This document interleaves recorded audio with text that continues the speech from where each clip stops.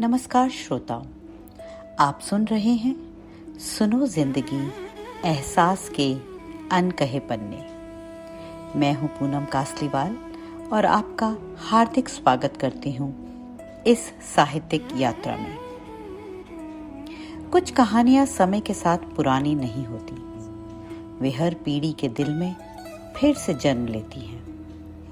आज की प्रस्तुति ऐसी ही एक कालजयी कहानी है, उसने कहा था। इसके रचयिता चंद्रधर शर्मा गुलेरी ने भले ही बहुत कम कहानियां लिखी, लेकिन इस एक रचना ने उन्हें हिंदी साहित्य में अमर कर दिया। ये कहानी आधुनिक हिंदी कथा साहित्य की सर्वश्रेष्ठ प्रेम कथाओं में अपना विशिष्ट स्थान रखती है। यह केवल प्रेम की कहानी नहीं, यह एक ऐसे वचन की कहानी है जिसे निभाने के लिए एक सैनिक अपना सर्वस्व अर्पित कर देता है। इस कहानी को स्वर दिया है मैंने और संगीत संकल्पना एवं कलात्मक प्रस्तुति की है पूनम चंद्रा मनु ने। तो आइए सुनते हैं हिंदी साहित्य की अमर कृति उसने कहा था। बड़े बड़े शहरों के इक्के गाड़ी वालों की जुबान के कोड़ों से जिनकी पीठ छिल गई है और कान पक गए हैं, उनसे हमारी प्रार्थना है कि अमृतसर के बम्बू काट वालों की बोली का मरहम लगाएं। जब बड़े बड़े शहरों की चौड़ी सड़कों पर घोड़े की पीठ चाबुक से धुनते हुए इक्के वाले कभी घोड़े की नानी से अपना निकट संबंध स्थिर करते हैं, कभी राह चलते पैदलों की आंखों के ना होने पर तरस खाते हैं, कभी उनके पैरों की उंगलियों के पोरों को चींक कर अपने ही को सताया हुआ बताते हैं और संसार भर की ग्लानि, निराशा और शोभ के अवतार बने नाक की सीध में चले जाते हैं, तब अमृतसर में उनकी बिरादरी वाले तंग चक्करदार गलियों में हर एक लड्डी वाले के लिए ठहर कर सब्र का समुद्र उमड़ा कर, बचो खालसा जी, हटो भाई जी, ठहरना भाई जी, आने दो लाला जी, हटो बाछा, कहते हुए सफेद फेंटों, खच्चरों और बतखों, गन्ने और खोमचे और भारे वालों के जंगल में से राह खेते हैं। क्या मजाल है कि जी और साहब बिना सुने किसी को हटना पड़े। यह बात नहीं कि उनकी जीभ चलती नहीं, पर मीठी छुरी की तरह महीन मार करती हुई। यदि कोई बुढ़िया बार बार चितौनी देने पर भी लीक से नहीं हटती, तो उनकी बचना वाली के ये नमूने हैं। हट जा जीणे जोगिए, हट जा कर्मा वालिए, हट जा पूता प्यारिए, बच जा लंबी वालिए।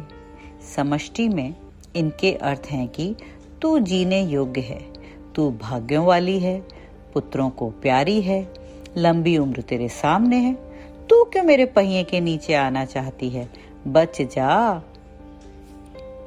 ऐसे बम्बू काट वालों के बीच में होकर एक लड़का और एक लड़की चौक की दुकान पर आ मिले। उसके बालों और इसके ढीले सुतने से जान पड़ता था कि दोनों सिख हैं। वह अपने मामा के केश धोने के लिए दही लेने आया था और यह रसोई के लिए बड़ियां। दुकानदार एक परदेसी से गुथ रहा था, जो सेर भर गीले पापड़ों की गड्डी को गिने बिना हटता ना था। तेरे घर कहाँ है? मगरे में। और तेरे? मांझे में। यहाँ कहाँ रहती है? अतर सिंह की बैठक में। वे मेरे मामा होते हैं। मैं भी मामा के यहाँ आया हूँ, उनका घर गुरु बाजार में है। इतने में दुकानदार निपटा और इनका सौदा देने लगा। सौदा लेकर दोनों साथ साथ चले। कुछ दूर जाकर लड़के ने मुस्कुराकर पूछा, तेरी कुड़माई हो गई?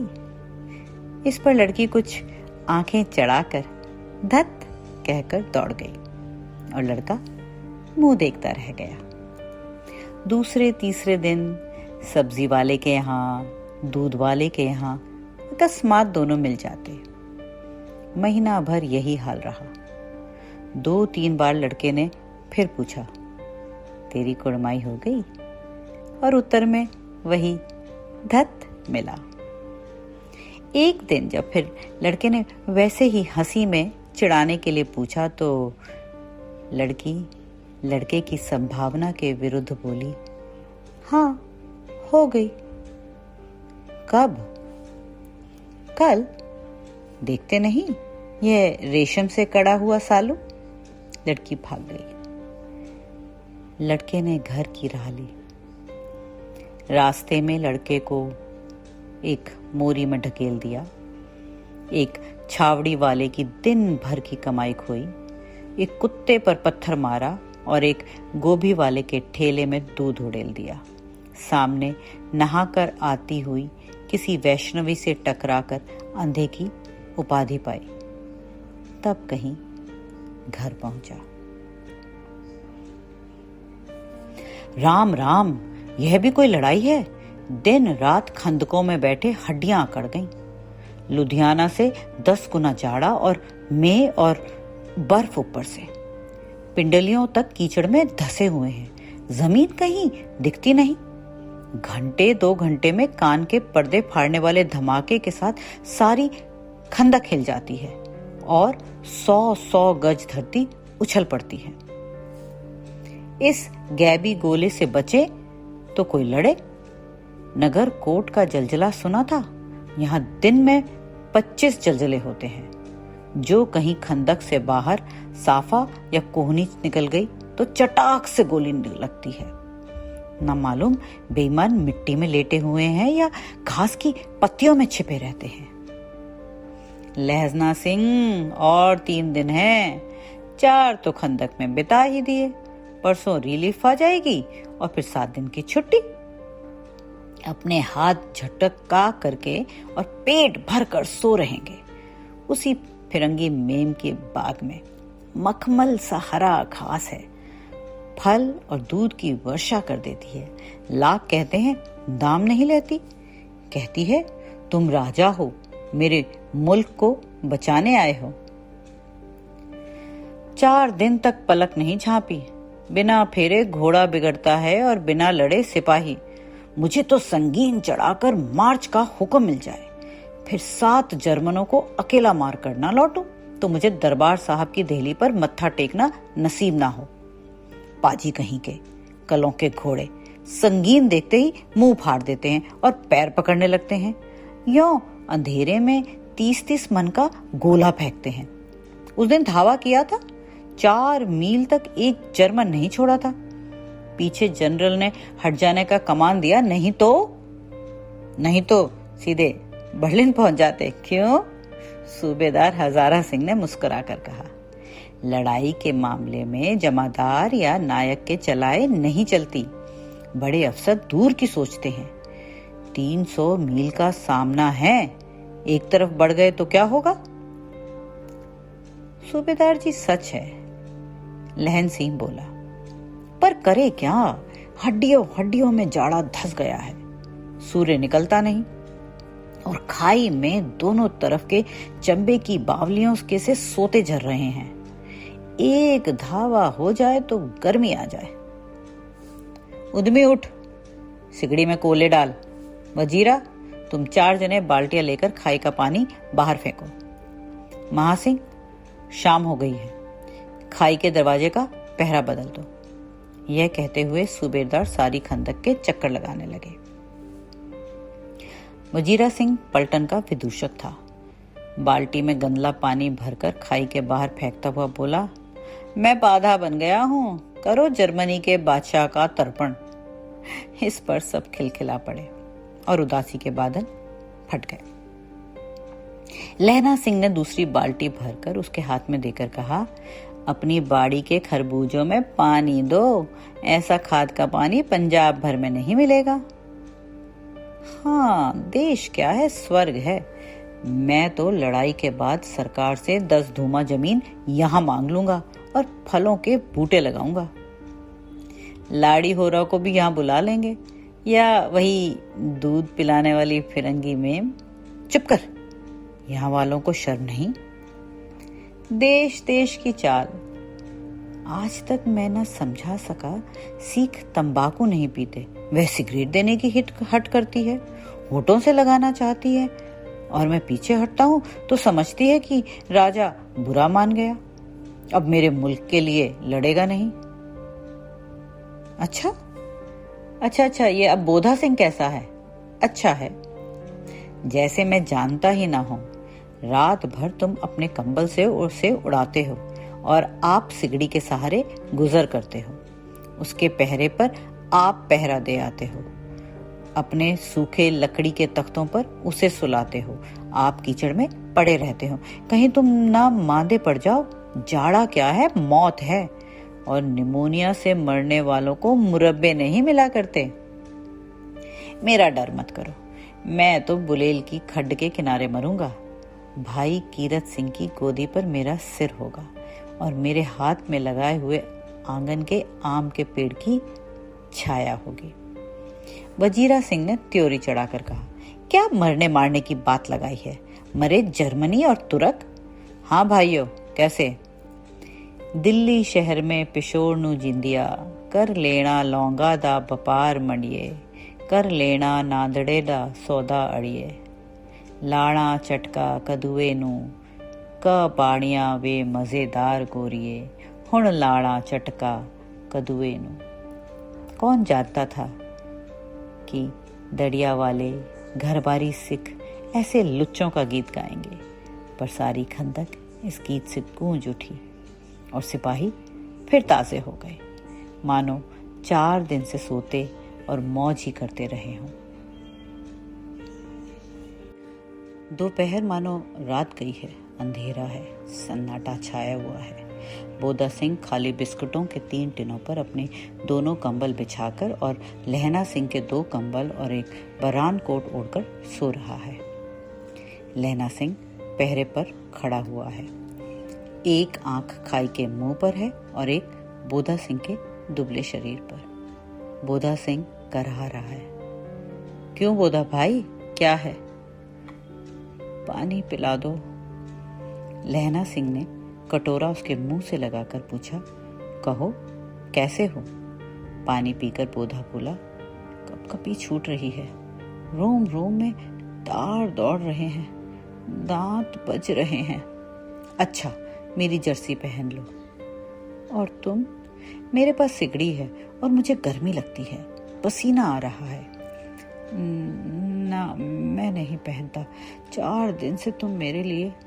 हाँ, याद आई, मेरे पास दूसरी गरम जर्सी है, आज सवेरे ही आई है, बिलायत से बुन बुनकर भेज रही है मेमे। गुरु उनका भला करे। यूं कहकर लहना अपना कोट उतारकर जर्सी उतारने लगा। सच कहते हो? और नहीं झूठ?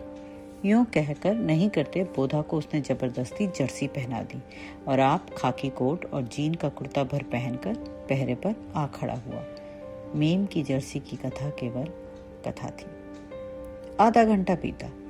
इतने में खाई के मुंह से आवाज आई, सूबेदार हजारा सिंह। कौन? लपटन साहब, हुक्म हजूर, कहकर सूबेदार तंग कर फौजी सलाम करके सामने हुआ। देखो, इसी समय धावा करना होगा। मील भर की दूरी पर पूरब के कोने में एक जर्मन खाई है, उसमें 50 से ज्यादा जर्मन नहीं है। इन पेड़ों के नीचे नीचे 2 खेत काटकर रास्ता है, 3-4 घुमाव है। जहां मोड़ है वहां 15 जवान खड़े कराया हूं। तुम यहाँ 10 आदमी छोड़कर सबको अपने साथ लेकर उनसे जा मिलो।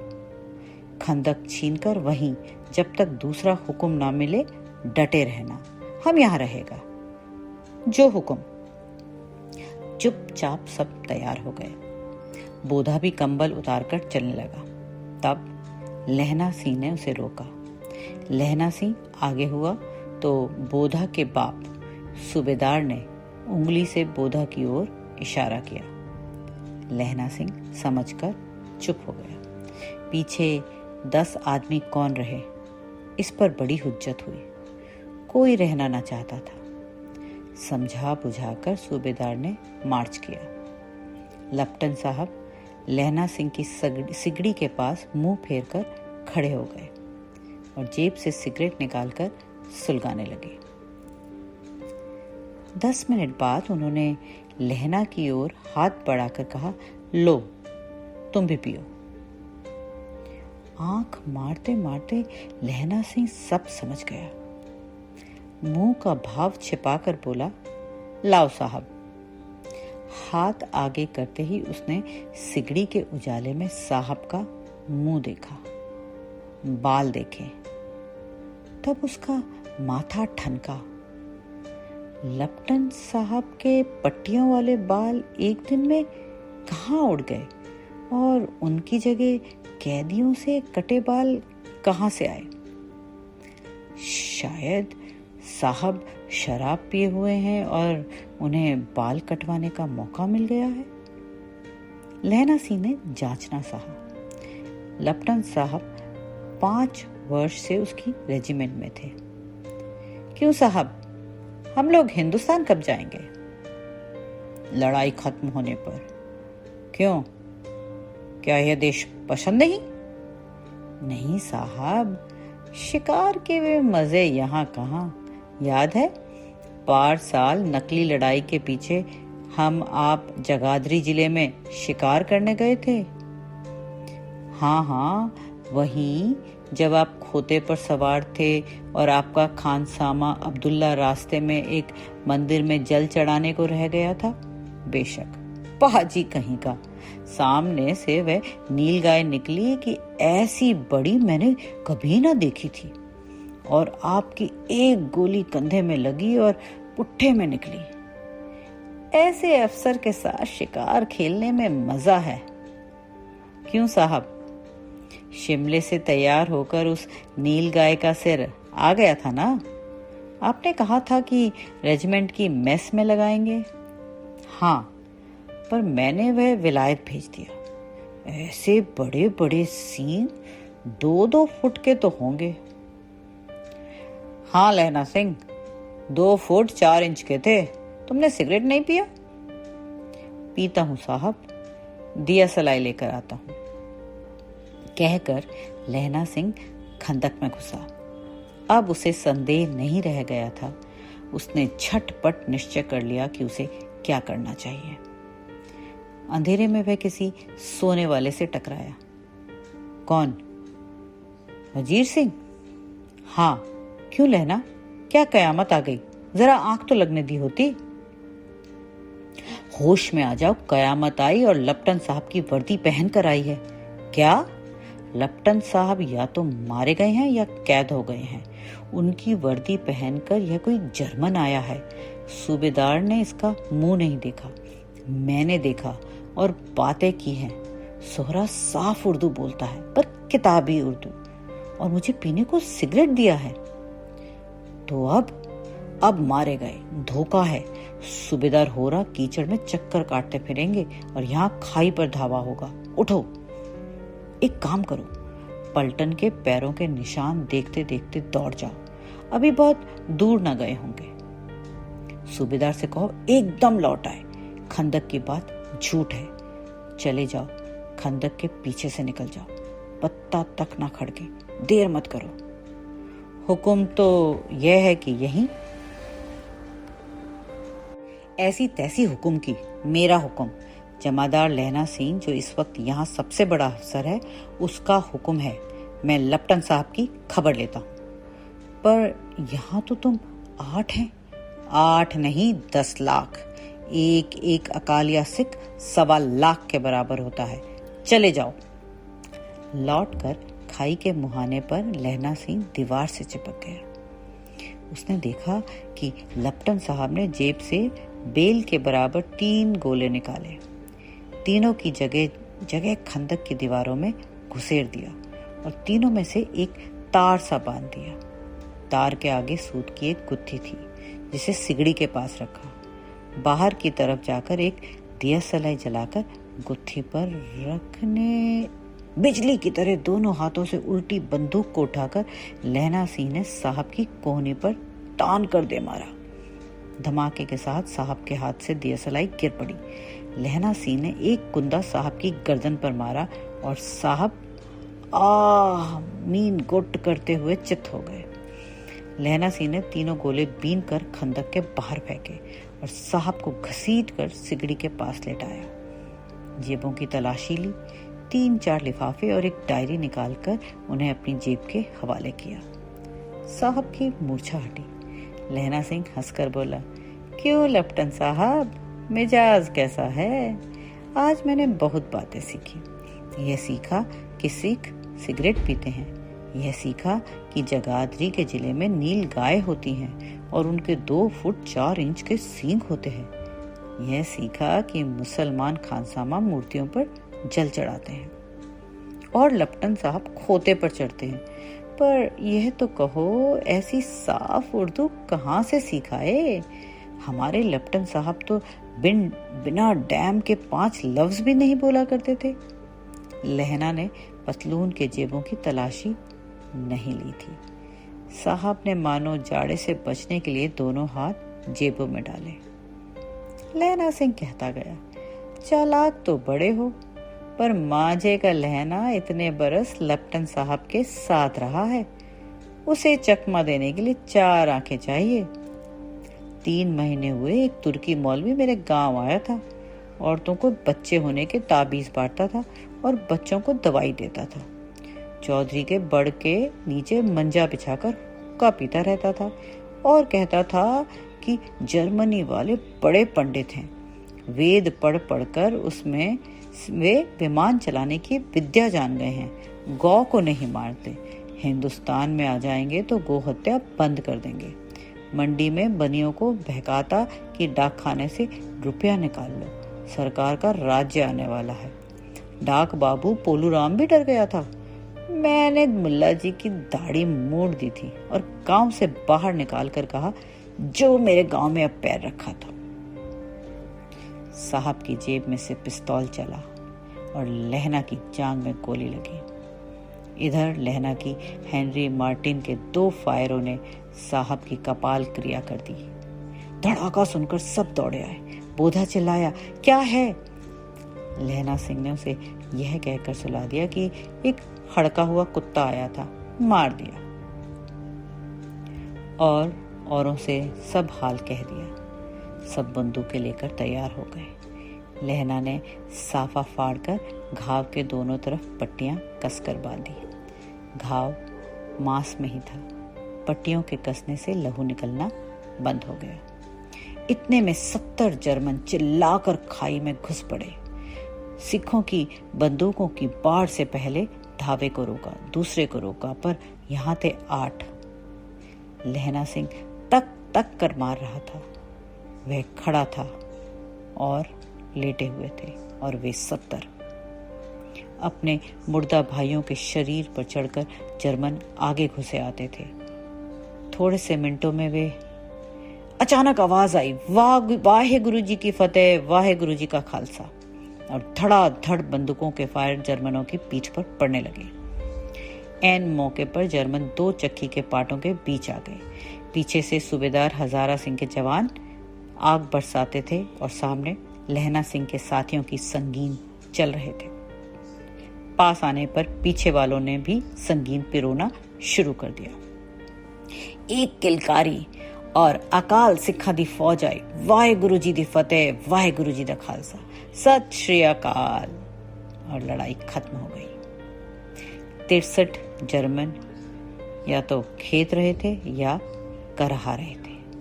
सिखों में 15 के प्राण गए। सूबेदार के दाहिने कंधे में गोली आर पार निकल गई। लहना सिंह की पसली में एक गोली लगी। उसने घाव को खंदक की गीली मिट्टी से पूर लिया और बाकी का साफा कसकर कमरबंद की तरह लपेट लिया। किसी को खबर हुई नहीं कि लहना को दूसरा घाव, भारी घाव लगा है। लड़ाई के समय चांद निकल आया था। ऐसा चांद जिसके प्रकाश से संस्कृत कवियों का दिया हुआ शई नामक सार्थक होता है। और हवा ऐसे चल रही थी जैसे बाण भट्ट की भाषा में दंत वीणोपदेशाचार्य कहलाती। वजीर सिंह कह रहा था कि कैसे मन भर फ्रांस की भूमि मेरे बूटों से चिपक रही थी जब मैं दौड़ा दौड़ा सूबेदार के पीछे गया था। सूबेदार लहना सिंह से सारा हाल सुन और कागजात पाकर वे उसकी तुरंत बुद्धि को सराह रहे थे और कह रहे थे कि तू ना होता तो आज सब मारे जाते। इस लड़ाई की आवाज 3 मील दाहिनी ओर की खाई वालों ने सुन ली थी। उन्होंने पीछे टेलीफोन कर दिया था। वहां से झटपट 2 डॉक्टर और 2 बीमार ढोने की गाड़ियां चली, जो कोई 1.5 घंटे के अंदर अंदर आ पहुंची। फील्ड अस्पताल नजदीक था। सुबह होते होते वहां पहुंच जाएंगे, इसलिए मामूली पट्टी बांधकर एक गाड़ी में घायल लेटाए गए और दूसरी में लाशें रखी गई। सूबेदार ने लहना सिंह की जांघ में पट्टी बांधवानी चाहिए, पर उसने यह कहकर टाल दिया कि थोड़ा घाव है, सवेरे देखा जाएगा। बोधा सिंह ज्वर में बर्रा रहा था। वह गाड़ी में लेटाया गया। लहना को छोड़कर सूबेदार जाते नहीं थे। यह देख लहना ने कहा, तुम्हें बोधा की कसम है और सूबेदारनी जी की सौगंध है जो इस गाड़ी में ना चले जाओ। और तुम मेरे लिए वहां पहुंचकर गाड़ी भेज देना, और जर्मन मुर्दों के लिए भी तो गाड़ी आती होगी। मेरा हाल बुरा नहीं है, देखते नहीं मैं खड़ा हूं, वजीरा सिंह मेरे पास है ही। अच्छा, पर बोधा गाड़ी पर लेट गया। भला आप भी चढ़ जाओ, सुनिए तो, सूबेदारनी होरा को चिट्ठी लिखो तो मेरा मत्था टेकना, और जब घर जाओ तो कह देना कि मुझसे जो उसने कहा था वह मैंने कर दिया। गाड़ियां चल पड़ी थी। सूबेदार ने चढ़ते चढ़ते लहना का हाथ पकड़कर कहा, तैने मेरे और बोधा के प्राण बचाए हैं, लिखना कैसा, साथ ही घर चलेंगे। अपनी सूबेदारनी को तू ही कह देना उसने क्या कहा था। अब आप गाड़ी पर चढ़ जाओ, मैंने जो कहा वह लिख देना और कह भी देना। गाड़ी के जाते ही लहना लेट गया। वजीरा, पानी पिला दे और मेरा कमरबंद खोल दे, तर हो रहा है। मृत्यु के कुछ समय पहले स्मृति बहुत साफ हो जाती है। जन्म भर की घटनाएं एक एक करके सामने आती हैं। सारे दृश्यों के रंग साफ होते हैं। समय की धुंध बिल्कुल उन पर से हट जाती है। लहना सिंह 12 वर्ष का है। अमृतसर में मामा के यहाँ आया हुआ है।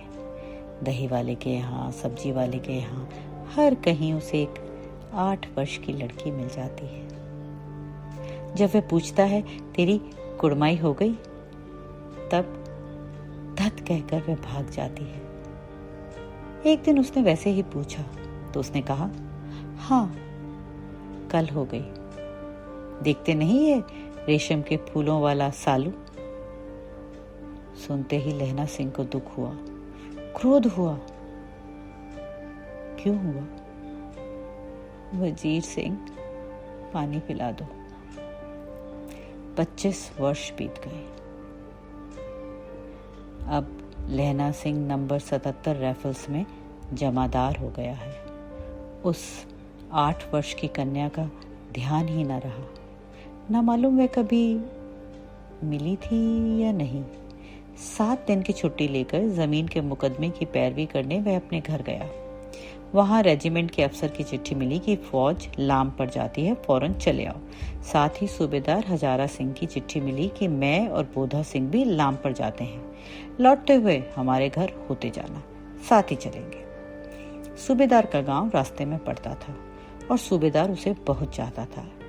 लहना सिंह सूबेदार के यहाँ पहुंचा। जब चलने लगा तब सूबेदार बेड़े में से निकल कर आया। बोला, लहना, सूबेदारनी तुमको जानती है, बुलाती है, जा मिला। लहना सिंह भीतर पहुंचा।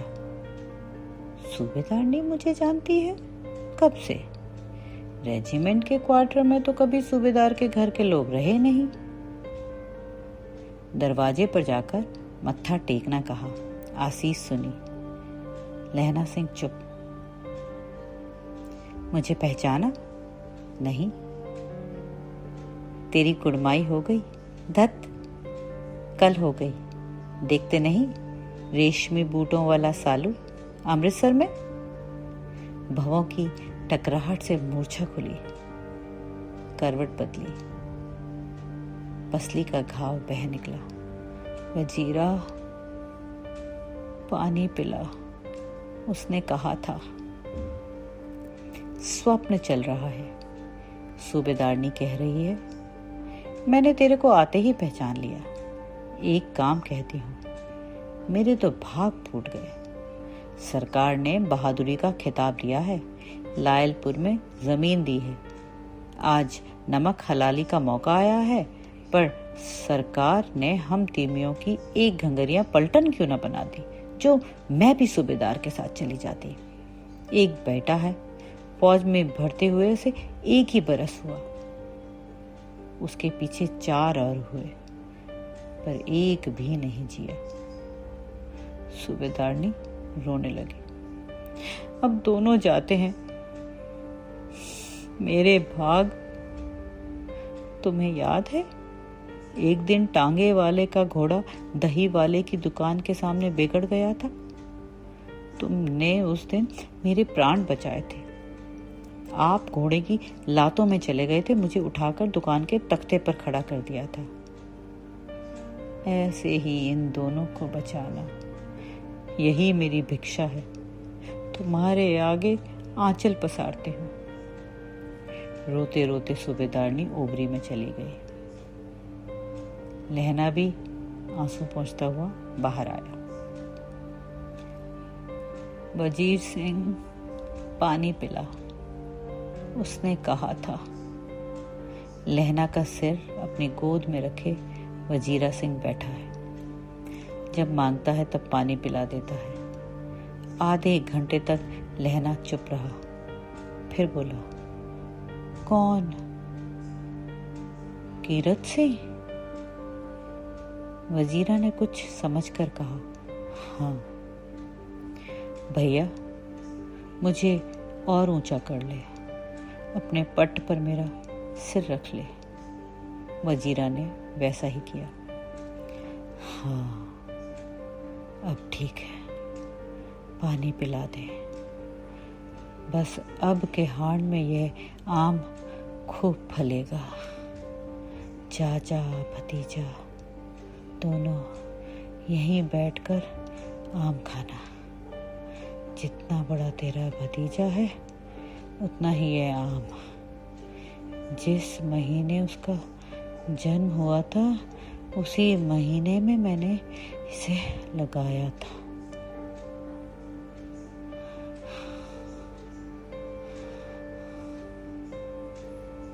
वजीरा सिंह के आंसू टप टप टपक रहे थे। कुछ दिनों पीछे लोगों ने अखबारों में पढ़ा, फ्रांस और बेल्जियम 67वीं सूची, मैदानों में घावों से भरा नंबर 77 सिख राइफल्स, जमादार लहना सिंह। कभी कभी जीवन की सबसे बड़ी प्रेम कथा मिलन से नहीं, बल्कि निभाए गए एक वचन से लिखी जाती है। उसने कहा था, केवल एक कहानी नहीं, बल्कि प्रेम, त्याग, कर्तव्य और समर्पण का ऐसा अमर दस्तावेज है जो आज भी हर संवेदनशील हृदय को स्पर्श करता है। लहना सिंह ने अपना वादा निभा दिया और यही निभाया हुआ वचन उसे अमर बना गया। आशा है चंद्रधर शर्मा गुलेरी जी की यह कालजयी रचना आपके मन में भी एक गहरी छाप छोड़ गई होगी। यदि यह प्रस्तुति आपको पसंद आई हो तो इसे अपने परिवार और मित्रों के साथ अवश्य साझा करें। आपका एक साझा हिंदी साहित्य की इन अमूल्य रचनाओं को अधिक से अधिक श्रोताओं तक पहुंचाने में हमारी सबसे बड़ी प्रेरणा है। अगली प्रस्तुति में फिर मिलेंगे हिंदी साहित्य की एक और कालजयी रचना और एक नए एहसास के साथ। तब तक सुनते रहिए सुनो जिंदगी, एहसास के अनकहे पन्ने।